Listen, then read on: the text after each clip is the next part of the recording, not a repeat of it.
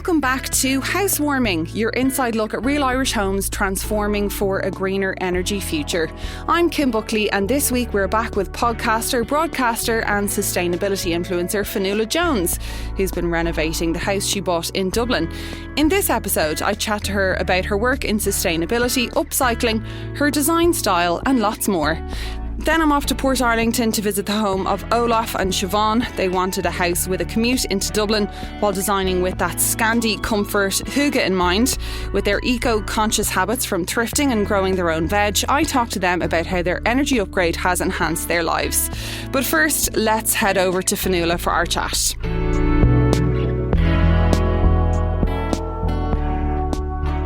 Okay, Fionnuala J, welcome back to Housewarming. Thanks a million for joining us again. Just for people who possibly didn't catch the previous episode you were on, just give us a quick update. Where are you living? What BER rate are you? How sustainable are you? So I'm living on the north side with my husband, Cian. We bought in 2023 in Dublin 11. Our BER is a B3 and we're the most sustainable people ever. No, we're not. But we're trying, guys. We're trying, and that's the most important thing. Okay, so you're queen of sustainability. I appreciate that, but yeah. I've just crowned you Queen of Sustainability. So congratulations, Fionnuala J. Queen of Sustainability, and a B3 is quite a sustainable home. I mean, a home energy upgrade is one of the most sustainable things you can do to help our climate and to meet our targets. But you are living sustainably, day to day. You don't buy any new clothes. I know you're on a plastic-free journey. How's that going, by the way? It's very hard. I'm glad I did it. It was very illuminating in the sense that I thought I kind of had it nailed, and I thought it was just, the takeaway coffees and we're all doing our best and bring your keep cup and stuff like that. And I'm saying that kind of flippantly there, but there is you really don't understand how often you're encountering plastic until you're consciously logging it. That was a big wake-up call for me. And what was the hardest thing? Oh my God, the food shop was just, every time I thought I had it nailed, it was no, there is technically plastic in this, or you might get the smallest amount of plastic or whatever. The one thing we loved was, we're a big milk drinking household. We love milk, we love tea, loved getting to go to do my little milk refills. That was really fun and just very, very delicious. And if you're buying meat from the butcher, what does he put the meat in? You can bring a container and he'll put it in the container for you if you ask, is the thing. But this is the thing again, it's as much as actual barriers as there are psychological barriers. Yes. Where we think, I can't go to the butcher and bring a container because he'll think I'm weird. Well, if he does think you're weird, he's weird, because all you're doing is just trying to minimize and save one plastic bag or whatever, or whatever, you know what I mean? And that's what I think it's really difficult for people. We get into really all or nothing thinking about sustainability, where nothing we're doing is good enough because we're not fully living off the land or whatever. Mm-hmm. And I'm just and I would have been a bit like that even in the fashion journey initially. I was trying to be very militant about fast fashion, and while it's still not something that I would purchase from, I'm definitely more understanding of people's positions now or whatever. And I'd rather call people into the conversation and say, you're one small bit. If we're all doing that collectively, that's better than you not doing anything. Absolutely. You know what I mean? Oh, 100%. I'm trying to be a bit more like that. And you were a real inspiration to me in the drop in the fast fashion, because it is something that's so accessible and so easy. But buying secondhand is even more satisfying, I find, because you get the bargains. You go on Vinted, you make an offer, someone counter offers. It's like winning the lottery when you get a good bargain. Honestly. And to know that you're not contributing to landfill, and you're not wearing the same things as everybody else is wearing. And even your wedding dress was secondhand, vintage. Absolutely stunning. I gasped when I saw it on your Instagram. Unbelievably stunning, and congratulations. So and I know you have your big party coming up this summer. So you're really committed, because, when someone is going to buy their wedding dress, I mean, it's something a lot of people have dreamed their whole lives, and they're like, okay, no, I'm going to get it new. But you stuck to your guns and you went secondhand. So fashion is, you've got that down. And in terms of, using and upcycling and reusing in your home, how do you do that? And what about secondhand furniture? And is that something you bring into your home interiors as well? Yeah, I would say maybe 50 to 60% of our furnishings are secondhand. We've been very lucky. We got a nice big, our rug in the sitting room was for my sister. She didn't want it anymore. Our kitchen table, our first kitchen table we had gotten from the Vision Direct secondhand charity, or secondhand furniture warehouse, which is amazing. Great bargains we had there and great choice. We got our first table and chairs there. We've just recently upgraded, but our new to us table was actually Kane Sisters. Wow. It's got a new table, new chairs, which is fab.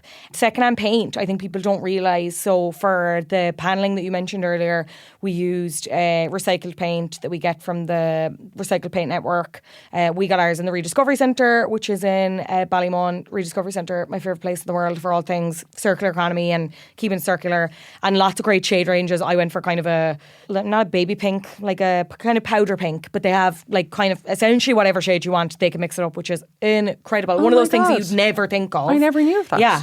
And then kind of other bits. Our TV stand was secondhand. Our TV itself was secondhand. And we got that when we were renting, and we've carried it on. And we literally had a conversation about it the other day because we have other friends who are on the home buying journey and they've bought stuff, whatever. And I said to Cian, I was like, we got that TV for €50 3 or 4 years ago now at this point. That's crazy. Still works, perfect, absolutely grand.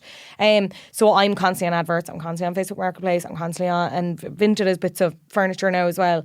I'm a bit of a sleuth. Like I love looking secondhand for something and just keeping something in rotation where I can. I'm pretty sure we got a fancy coffee machine secondhand, which is very snazzy.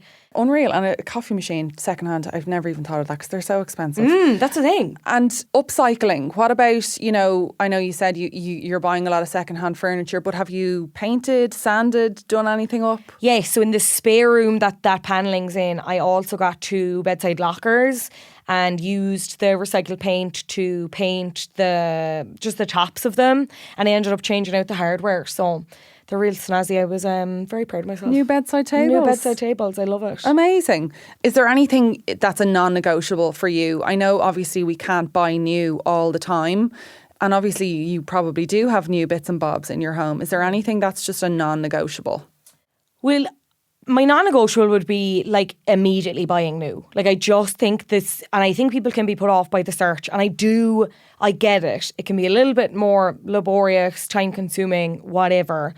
It's rarely more expensive is the only thing. I just think if you have the time, take it, whether that's looking online, going to your salvage yard, going wherever. Like you'd be really surprised at what you can find, especially when we're trying to be a bit more individual with our homes again and trying to inject more personality into our homes. If there's something that you're thinking of that you're not seeing on the new sites, we'll say, or the new shops, like have a look in the antique stores, whatever. Like you'd be really surprised at what you can stumble across. But I just think the barrier is people automatically go for the convenience, which I do totally understand. But like you might be sacrificing like what your actual dream piece by going straight to that, if that makes sense. What is your best find and your absolute treasure in your home that you've, salvaged or gotten secondhand? That's a great question. I love those bedside lockers. No, I love the bedside lockers. That is still correct. We got a really, really, really nice like walnut kind of coffee table for in front of our couch. And it just looks so expensive because it probably was once upon a time. And we got it secondhand on adverts for, I can't remember off the top of my head now, but I remember looking up the item online after I was able to find it, and we got it for nowhere near that, and it was in immaculate condition. Would you be so good? Would you be tempted to sell it on to make a few bob? No, I love it too much. I love it. I really love it. There are other secondhand pieces that I think I will eventually, like the TV unit we have is like pine. I think I might stay in that to kind of match the coffee table a little bit more. There's like a couple of things I think I might change and pass on. But I think the coffee table is just like, it's so nice. And we didn't spend so long, but the start of us being in the house, as I'm sure every early homeowner knows, you're sitting on the camp chairs, you're waiting for your couch, you've nothing to eat off of, and you're like watching your telly, sitting on a box or whatever. We did a lot of that before we had the coffee table. So now I'm so appreciative of it just being there in the space that I'm like, I can't be without you now, And anything that you're really sentimental about in the house that you've, maybe someone's passed on? Well, the rug my sister gave me, but can you be sentimental about a rug? Yeah. I'm sure you can. I kind of love that it was it was in her house and she was going to get rid of it, and I was like, absolutely not, yoink. I love like collecting stuff and just building and collecting your own heirlooms that you might pass on to someone else someday. So I'm very sentimental about it all. And they all have stories. Yeah. I mean, you can tell, someone that I've searched this and, I had my eye on it for ages and I made a bargain and I made an offer and counter offered, and it's all something you can talk about. And it's not, you just didn't walk into a shop and pick that. Exactly, yeah. Like from a catalogue, you've actually just reminded me, the mirror that we have in our living room is, I really wanted like, those like gold, typical like ornate mirrors that you'd see in like loads of antique shops. So like they can be very expensive. We looking for ages, couldn't find one. We were kind of using one to tide us over that, again, we got in second hand, but to be honest, I was getting to a point where I was like, I kind of hated it, whatever. We ended up selling it on again second hand, which is amazing. But the space was just kind of bare then. I was like, oh my God. Pete's Antiques, another great one if people are Dublin based and they're looking for secondhand bits. And again, it goes back to that thing of, you might be thinking of something, dreaming of something, and you haven't seen it in a catalogue or in a shop or whatever, and the salvager or the antique shop might have it. It was the exact mirror I wanted. Like, if I couldn't have designed it better in my mind. It fit the space perfectly, went down, got it, didn't totally break the bank. It's like Aladdin's cave in there, isn't it? Honestly, it's just, I love it down there. And the lads are always in great form, and they're always, they're usually up for a haggle. I won't say always, but they're usually up for a haggle. And they deliver. Which is great. Do you ever buy new? Do I ever buy new? Yes. Yeah. In terms of clothes, I try to be really, really strict on myself, but like, it's funny when you start talking about it and people are like, what about your socks and your underwear? And I'm like, okay, let's don't take the piss here, right? Obviously, let's be sensible. If it's something that I know I like need or whatever, or I know that I'm going to wear, then I will. But it is that kind of moment of interrogation for me where I'll stop myself and go, okay, you really like this? Leave it a month. Are you still thinking about it? Whatever. And I try and kick it out for as long as possible, and then whatever. If I'm still absolutely dying for it, I'll buy it usually. Because the thing is now, because I have this new appreciation, or it's not really new at this point because I've been doing it for 5 years or whatever, but I have this appreciation for clothes now and this understanding of what happens to them and where they go and stuff like that. I know that I'll keep them, and I know that I know how to wash them, to maintain them. I know where to get them repaired if they need to be repaired. It's just more about that kind of stuff. In terms of furniture, we obviously said, we did buy some pieces new. We bought our couch new. We bought our armchairs new, but I've been kind of looking for, there's a matching footstool that I want that I'm kind of determined not to buy new. So I'm kind of been like scouring the apps again. Hasn't come up for me yet, but I believe it will. The secondhand gods will be on my side. It just kind of, it depends. It's kind of circumstantial for me, but like more often than not, I will really, really make a big effort to buy at least look secondhand and then buy secondhand. Even with stuff with like the cat, for example. Got her a cat scratching tower, got that on adverts. You know what I mean? Because I just knew someone's going to be moving, someone won't have space, someone won't have a cat anymore or whatever. I can buy this. I can take it into my house and give it a new lease life. Mm-hmm. And are your friends and family supportive? Is Cian on board, or do they raise their eyes up to heaven and be like, oh, hide this pennies bag from Fionnuala? My friends get it. They do get it, and I think anytime they're wearing a dress and I'm like, oh my God, that's so lovely, and they're like, oh, they're afraid to tell me where it is. I'm like, look, I get it. Secondhand sustainable fashion model, it doesn't fit for everyone. I mean, like, it's not particularly size inclusive. Everything else, there are a lot of barriers to entry for some people, and it goes back to that convenience thing again. Like, I do get it, and I don't want to I'd never sit here shaming anyone for shopping in a particular place, because there are a lot of reasons why people shop in particular places. But I do think it's made my family members and my friends think differently. Like, even my sister has children and I don't, but she's been kind of looking at how she can be more sustainable with them, like toys and clothes, and respectfully, and I think she'd agree with this, she never would have been like that previously. Like, she's a big shopper, loves shopping herself. It's kind of changed her mindset there. Cian will follow me anywhere as long as there's a bargain to be got. Okay. Cian's more, if he knows that it's a way we can save money, he's like, absolutely, girl, I'm on board with this. So, and in terms of saving money, having a sustainable home, in terms of energy efficiency, is going to save you money and cost you money in the long run. But I suppose Gen Zs, millennials, it's not something we're chatting about a lot. I mean, everyone's on board with sustainable fashion and furniture, but sustainable energy is something I think that... Do you find people are chatting about it, or do you think we need to have the discussion more? It's definitely something I think we should be chatting about more. I think people don't realise the difference. It was a real priority for us on the house hunt that the BER was high because we knew from our own experience from being in cold houses and everything like that. And we talk about just feeling the cold, like we were feeling it in our pockets as well. And again, I was in a totally different position in my life where like I wasn't earning the same money I am now. I was maybe working multiple jobs. Like that money to have to buy the oil or whatever, and I felt the effects of that, and it was like really painful, really annoying, like really frustrating when you were also having to pay rent. So that was something we were really conscious of, but I feel like it's not something that maybe some people don't think about when they're in the thick of in the start of the journey or then in the thick of the journey. And I think especially with the house hunting journey at the minute, and because the situation is so dire is a strong word, but I do also think it's accurate in terms of housing supply and stuff like that. I feel like people might rush decisions and not actually look at, okay, well, what be yours is like what will actually need to be done. And then they are going into it and they're not realising, well, like you could be entitled to more and you could be entitled to grants to help you do this. Mm-hmm. But if you don't know that, you know, like knowledge is power. If you don't know that, it's kind of useless to you, you know what I mean? Mm-hmm. So yeah, I definitely think it's something that people should be aware of going into the home hunting and the home buying and the home doing up process. Yeah, because obviously a high BER rated home is going to be more expensive than a BER E or D. So young people hunting for a home are going to say, well, look, actually, you know, this home is all we can afford. But we need to bring it up, the BER, you know, to bring it up to spec, to bring it up to, a higher BER, to make it more energy efficient.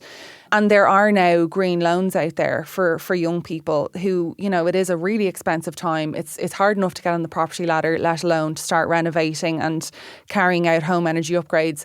So these loans from SBCI are a lifeline for a lot of these young people. Yeah, absolutely. And it's just knowing that they are there is the thing, and that they're accessible to you. It can seem really daunting when it's like, I don't understand, like all these grants, blah, blah, blah, whatever. Like, it's not. Like, just sit down, do your research, and as you said, you could save money in the long run. Because I think, again, as you said, you're buying a D, an E, an F, whatever, and it's what you can afford. It's cheaper, and it seems like, God, you've gotten an absolute bargain. And like, maybe you have, as you said, but there's a lot of work involved in that. And again, the grants make it easier, but then it's like, okay, do I have the headspace to be dealing with this amount of work, what needs to be done, et cetera, et cetera. It's a lot. Mm-hmm. And I feel like when people get into the swing of it, they can let themselves be overtaken by the process of it all and just try, like, rushing to that finish line. Mm-hmm. But you have to remember, you have to live throughout we see the befores and afters on social media, but you will have to live the during. You know what I mean? No, but very few people show the during and the real nitty gritty of the during, where it's like, this is miserable, blah, blah, blah, whatever. So just something to bear in mind for people, definitely. If you'd any advice for someone who's on the bottom of the property ladder, who's just starting, what would it be? I know that's a very loaded question, but just something that, you know, would have been handy for you back when you were embarking on your hunt. Just be really clear on what you actually want. Like, what will make you happy in the house? Like, do you need site access? Do you need, you know, does it need to be on a quieter road? Do you need whatever, down to the number of rooms, bathrooms, whatever? That sounds really basic. But again, with the kind of state of housing supply and stuff like that, I know for us, while we didn't actually physically go look at loads of houses, we were constantly on the websites that houses are for sale on, and I was entertaining things that, like, respectfully, if we had bought, I would have hated, or like would have grown to hate, or like just did not suit our lifestyle at all. So just be really clear. If you're buying on your own, congratulations, be really clear on what you want. If you're buying with someone else, make sure that they mostly align in some ways. Probably not going to agree on everything, but once you're kind of strict on that, it does make the viewing and the hunting process a lot easier. And did you have to compromise on anything when you finally... Did I have to compromise on anything? No, not really. You always I never get your have to way. compromise. No, I always said I wanted, like, the BER was a big thing, and the space, like the garden and the space that we had. Cian wanted site access, he got site access. I didn't really care about that. Cian's a big cyclist. I'm not there yet in terms of my sustainability journey, but I'll get there, girls. So he wanted the site access. And I got my big garden, and I love it, yeah. And we're in the location that I would want to be, close to everything, close to if I want to get on the road back to Cork. So, yeah. Any future dream plans? Is it your forever home, or Is it do our you think you forever might be on home? the move again? Back to Cork, maybe. Back to Cork. When I win the lotto, yeah, I'll and then we can chat then, and I'll get my F-rated mansion that I'm going to do entirely up from top to bottom. Look, I'm not 100% sure if it's our forever home. Keane's from Beaumont originally, so I think he would like to be more over that direction. If it was our forever home, I'd be happy for it to be our forever home. Like, I love the light that comes in. I've talked about the space already. There's lots of potential with it, even in all the things that I've just spoken about. If we wanted to extend, we definitely could convert the attic, whatever. We're very lucky in that regard, where a lot of other people aren't. We've lovely neighbours. It's a lovely area. We would be happy enough. But, like, never say never. Never say never. Brilliant. Fionnuala J, thank you so much. Thanks for having me. Now we head off to Portarlington to chat to Olof and Siobhan about their energy upgrade journey. Olof and Siobhan, welcome to SEAI's housewarming podcast. We're here in your gorgeous end of terrace home in Portarlington. Describe your house for us. Where are we, and what type of home is this? Sure, thank you. So this is kind of like a early boom era, end of terrace, commuter town, like starter family home. Yeah, we've been living here now for a year and a half and kind of slowly doing it up. Our home is like a really cozy family home. Like, we've tried to integrate all the spaces that the kids can be with us or we can be with the kids, and it's as relaxing as possible so that everyone, no matter what we're doing, can be included in the home. So, you know, when we were doing it up and designing it, that was always at the core and at the back of our mind, or at the forefront of our mind, I should say, to make sure that all of us felt comfortable in all the different rooms. It's very open plan. So you come in and there's a hallway straight up the stairs, and then you're into your lovely living room, and then straight into the kitchen. So it's quite open plan. And how many bedrooms are there upstairs? So we have 2 bedrooms and an attic conversion. You know, we have definitely worked on getting this open. When we got the house, it was much more closed down with like sliding doors and all that stuff. So yeah, we've done a lot of bits to just make sure that the whole downstairs is very open. But we'll get into the design and your inspiration and all that. First of all, I want to talk about yourselves a little bit. Olof, you're obviously not Irish from your name and your accent. Tell us a bit about yourself and where you're from. I grew up in Stockholm. I moved to Ireland when I was 25. It's 10 years ago. I came over because I got a job. Said I'd try it out for a little while. And I just really liked the vibe here, and just, months turns into a year, and then one day it's 10 years and you have 2 kids and a mortgage. And where did you end up? Was it Dublin? Yeah, exactly. I was looking to go abroad, and I interviewed for a couple of jobs, both in Ireland, in Scotland and Spain. Interviewed for some companies in Cork and in Dublin, and I got a job with a company in Dublin. So I came here, I worked in that for a couple of years, and for the past couple of years I've been working in kind of corporate training environment. Isn't it mad that you, like, if you'd taken any of those other jobs, you would have had a completely different life? Or maybe not. Maybe you would have ended up with Siobhan anyway and ended up here. Yeah, it's sliding doors. Yeah, right? exactly. Yeah. But anyway, here you are now in Portarlington. Is this what you imagined? Like, if you told yourself 10 years ago you're going to end up, putting down roots here and having children here and making a life with an Irish woman, would you have been surprised or no? I'm not sure. I think long term that was always my plan. I was really enjoying myself in Ireland. There was a really good community in Dublin at the time, and I met so many people over the years. And then, when it was time, I realized that I kind of want to get out of the big city and just find a place that's a little bit more calm, where it's easier to raise kids and all that stuff. Right. So how did you end up in Portarlington then?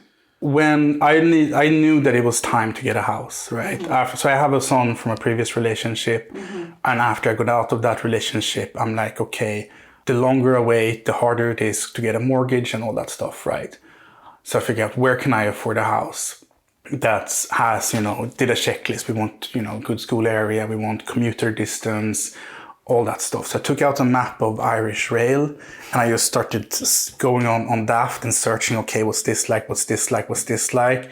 And Siobhan can tell you I had Excel spreadsheets of like pros and cons of every commuter town, like in an hour's range from Dublin. Wow, that's a very methodical way of house hunting. I think what sold Siobhan on it is when your mom told you that actually Port is great because they're on the Westport line up in Roscommon, right? So that meant that she'd have easier access coming here and helping out on, a Friday or a Saturday, whenever she's here. What did you do then before you decided to get the home energy upgrade and make your house warmer? What was your number one priority that you wanted to get sorted? Like, we definitely wanted the doors sorted because the draft. I wanted the windows sorted as well because there was definitely a draft. They were like 25 years old. They really needed changing. But for me, the biggest factor was we did our first winter here. Yeah. With 2 small kids and us, and it was cold. Okay. It was freezing. But and drafty. before the home energy upgrade, so did you like paint or what happened before all that? Yeah, so I spent last summer just doing the things that needed to be done, like paint down here. What else did we do last summer? We took out all the old kitchen cabinets. We tore down a lot of the kitchen. This kitchen was really, really cramped. Like they had big cabinets on either side here, the fridge here. And were there doors here as well? Sliding doors. And it was just a tiny little round... It was cut off from the main living room. There's a little white metal table in the garden, which was their old kitchen table. Oh, very good. Yeah. So that was what the people who were renting this before we bought it were eating on because it was so cramped in here. Okay, right. You wouldn't even fit... No. You'd barely fit 2 people at that. You'd barely fit 2 plates on it. And what do you use it for now? Well, I use it for planting seeds and stuff like very that. Sustainable. Upcycling. Yeah, we have a lot of upcycling done in the house and stuff like that. But yeah, we've done a lot of upcycling, finding things secondhand. I love a bit of thrifting. Adverts advocate. And when you were house hunting, were you looking for a fixer-upper or something that you could move into straight away? Or was that an issue or a deciding factor when we definitely needed it to be livable from day one. Yes. Which this was. Mm-hmm. We saw a couple of places where, it would have qualified for the... 5-year vacancy grant. The vacant grants and all that stuff. But there wasn't an option for us to stay in Ranelagh for another 6 months with a little baby while waiting for all those things to be fixed. So yeah, we needed to move in pretty quick. Okay, so that was a good deciding factor then as well. Yeah. Okay, and tell me about the first cold winter. So that must have been last year then. Tell me how the home felt. And it wasn't too low of a BER, it was B3, which to some people might sound like it is a good, it's not an E or a D, which can be really cold and drafty, but you found the house to be cold. And I suppose if you have a newborn as well, you're very, very conscious, probably more so than you would be if it was just the 2 of you or the 3 of you, but you had a newborn baby as well. So tell me how cold and what made you decide you really needed to get the home energy upgrade done. Yeah. Obviously, with a baby, we had to, make sure that the gas boiler was on as much as possible. But anytime we came in, when you have a gas boiler, you just feel like you feel guilty putting it on while you're out and all that stuff, right? But then that means that it's going to be cold when you get home. Or you turn it off when you go to bed and you wake up at 5 a.m. and it turned cold outside. And you're just all cold in bed and no one wants to get out of the bed and go to work. So sorry, you were asking what it was like, right? Yeah, what did it feel like? Do you said you had to have the heating on constantly, I suppose, for the house to feel warm. Yeah. I felt like I was looking forward to going to my parents' house. Okay. Because I don't necessarily think the cold bothers Olof as much as it bothers me, given, he's nice and Nordic. But I was in thermal socks, thermal pajamas, Udis on. I had Ava dressed to the nines in thermal socks and everything. Same with Ben when he was here. You know, blankets everywhere, really, really thick quilts. So there was nights where we had the summer quilt and the winter quilt on the bed together because like I was just so freezing. If the door into the sitting room was open, the draft was horrible. Anytime we were in the stairwell or the hallways, it was just freezing because of how not good the front door was, you know. So, and I think as a new mom as well, or new parents in general, and from my own experience, you're so conscious of the baby being either too hot or too cold. You're constantly being like, but their hands are cold, and that's something that you don't really want to have to be worried about, is while you're inside, how freezing is my tiny baby, do you know, that kind of way. So I'd say this winter hopefully will be a different situation when, you know, you've got the full effect of the upgrade. So 100%. Like even, you know, the upgrade was done in March. April was a nice month. We went away for a couple of days and things were off and we came back in the house with the exact same temperature as when we left. That would never have happened. Like, you know, the year before when we went away for Easter to my parents or something like that, we came back and it was Baltic. Whereas this time when we came back, it was the perfect temperature. Okay. All through the house. What you want, And that's what we wanted. And you want to, when you come in the front door, you want to go, I'm home, and you don't get that when you get into a really cold and drafty house. Waiting 2 or 3 hours for it to warm up somewhat. Exactly. And also you don't want to heat the house when no one's in it. That also feels wasteful, but I suppose it's a necessity when your house isn't retaining heat, like yours is now. So you moved into the house and you painted and you did a few bits and bobs.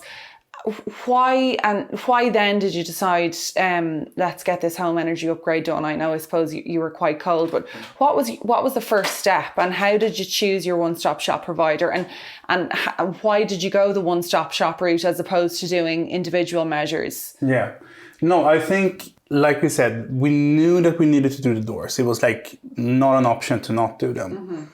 And I knew that I wanted to do the solar panels as well. We got quotes for just them. We got in contact with 2 different one-stop shop providers. We ended up with SEAI because our energy contract, like our electricity, is with them anyway. So it just felt like we already have like some sort of relationship with them as opposed to some other brand. They also had really good reviews online. Yeah, they had good reviews online. The people who came out were really professional and gave a really professional impression. We had some conversation with the guy who came out back and forth before we said, okay, actually. So we wasn't sure if we were going to go with the full energy upgrade or if we were just going to do the doors and the solar panels, right? But to get the full quote for doing it all, you have to pay for the big survey, not the preliminary survey, the survey that's, I think it's for €500 or so. So I sat down and I did the math. If it comes back that I won't like that it's just too much money to do it all, then it's €500, it's some money, but it was not all the money in the world.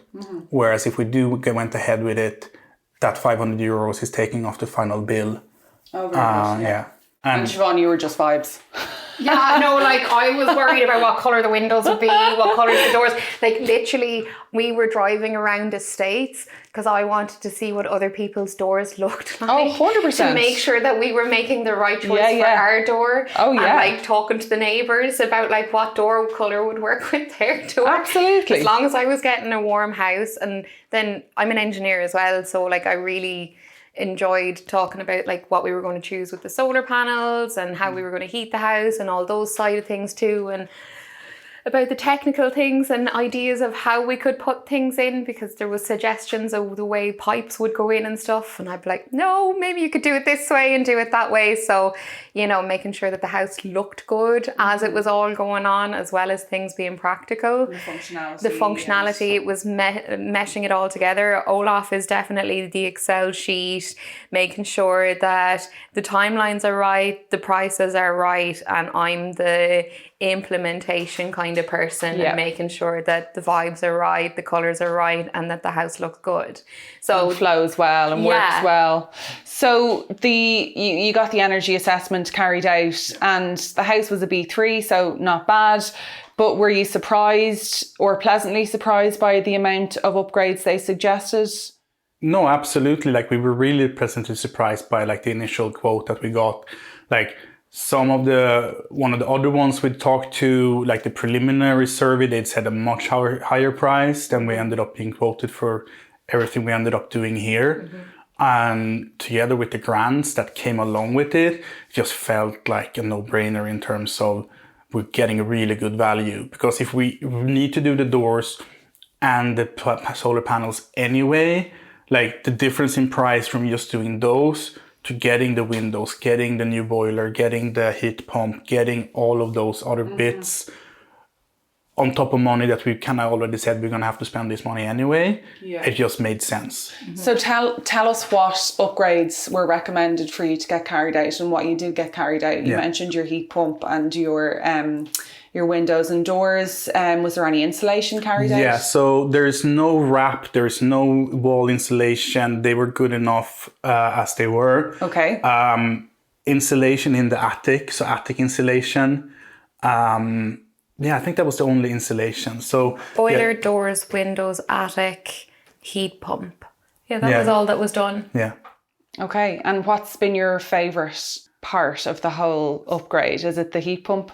Like, so far for me, it's the solar panels. Like, just seeing your energy bill come in and it's, you know, you're paying, you know, 40 euros for, you know. Like, it will counteract in the winter time, we know that, but at the same time, it is fantastic. And it's really fun watching the app, how much it's generated on different days, the little chart. Exactly. Then I think as well, the fact that we got together with the panels and the heat pump, the heat pump and the new boiler, we have constant hot water, because in the summertime you don't really turn on like you don't have the gas, or you have to turn on the immersion. You used to have to turn on the immersion to have a hot shower, right? Or we use a power shower, an electric shower, whereas now it's always on, it's always there. When you're washing your dishes, it's always hot water. Okay, so you've got your counter space back and you have a lovely cabinet there instead, which is displaying your lovely glassware. And in terms of the works being carried out, how invasive was it? And was it messy? And did you have to move out? And how did the kids get on? So it was like really painless. It was maybe like we stayed here the whole time. They said maybe you'd want to get out overnight when they're doing the windows and doors. We were ready to pack up and go up to her home house. But in the end, we didn't need to get out even on that day. And with the heat pump, the heat was off for one night. Again, we were ready to go down the road, but it wasn't that cold that evening. So we said we stay here overnight instead. We were lucky that the team who were doing the upgrades were accommodating in that sense. They understood we had kids, so they tried to do their workflow in a way that we wouldn't have to leave. Okay. If you get what I mean. Yeah. They were really, really great bunch of people. Like, it was messy. You know, there's construction work going on in your house, and we have carpet, so the carpet was going to hold every piece of dust that was going. But it's nothing that wasn't cleanable. You know, if some people wanted to hire in a cleaner after, grand, but, you know, we just put in the elbow grease and the hours that were needed. You know, a day had the place back to the way it should been, and then it was just a bit of painting and stuff. Yeah. Even we had some bits around the house of plaster that needed fixing, and when the guy was putting in the windows, without saying anything, he just fixed them for us. You know, it was those small little things that having a great team in to do it was fantastic. So we couldn't fault them at all. That's incredible that even with a tiny baby, you didn't have to move out. Do you know what I mean? It just goes to show that it was so you know, accommodating to you and your family and how you're living and stuff. Yeah. So you're here now, and it's basically a new house, and it's warm and it's cozy, but it's also really cool and really stylish. And I'm just looking around at all the little details. You've got gorgeous art on the walls, and you've got your kids' art and lovely furniture. So tell me, was this something you were excited to do, doing up the house? Tell me your design vision and what your style is, and was it something that you enjoyed doing? We are lucky that our tastes are very similar. Like there is definitely a Scandi vibe within the furniture in our home. Mm-hmm. And, you know, that is something that I liked even before I met Olaf. But it's about warmth and choosing colours and textures that are really warm and cozy, but also we're in Ireland, there's so much Irishness that we have elements of Sweden in the house for the kids as well, from the artwork around the home to within their room to, you know, different pieces of furnishing, whatever it may be. We've taken as many mini opportunities as we can to bring elements of his culture and tradition into our home. And do you speak Swedish with the kids? Yeah, I do. Absolutely. Are they going to be bilingual? Yeah, I bet they will.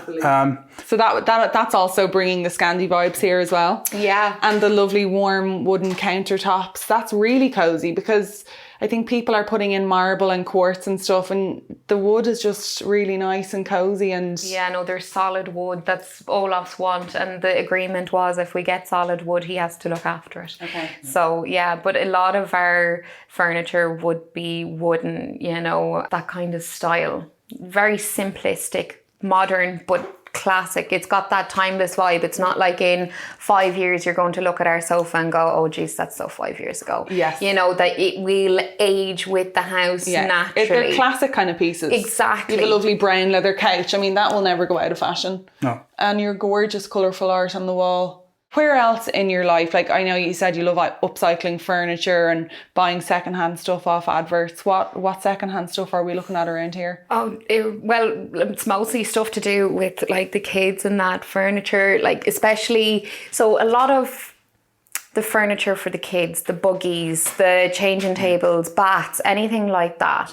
They're only used for a short period of time. Mm-hmm. So anything like that, I try and get secondhand and borrow it from someone, and you know, because they're plastics, they're easy to clean down. So a lot of the stuff that we got for Ava, we got like changing table. Yeah, changing table, all the pram Crib. stuff, the crib, the 2 cribs, you know, loads of her clothes. Like even Olaf's mom knits and makes a lot of the kids jumpers and t-shirts, and we have bags of older t-shirts from Ben that we'll keep for Ava because his mom made them. The last thing we got was a fridge for a shed. Yeah. So the shed is kind of the silent hero of our home. It's lovely from the outside. It's a lovely blue shed. I did it up, and like this was falling apart when we moved in. So we had to put on new corrugate roof. I put air-to-air heat pump in there as well, so we could dry our clothes. So in order for us to do the kitchen, I wanted to get rid of all the utilities. Like our pantry here, that's where the dryer used to be. Okay. And where the fridge is there is where the washing machine was. So it's kind of a utility room out there. Yeah, exactly. It's like the ultimate utility room. We've got the chest freezer, a huge larder fridge, like our washing machine. We've got 2 clothes racks. All our tools. All of Olaf's tools. Olaf and my dad have a very good relationship when it comes to tools. And when my dad is done with it, that's another element of sustainability. My dad has enough tools to supply a tool hire place. And when he's moved on to something else, or, you know, found something new that he wants to get, Olaf's very kind and sustainably takes my dad's old tools and repurposes them. So what have you built in this house, Olaf? Built? More so demolished. Like. Okay.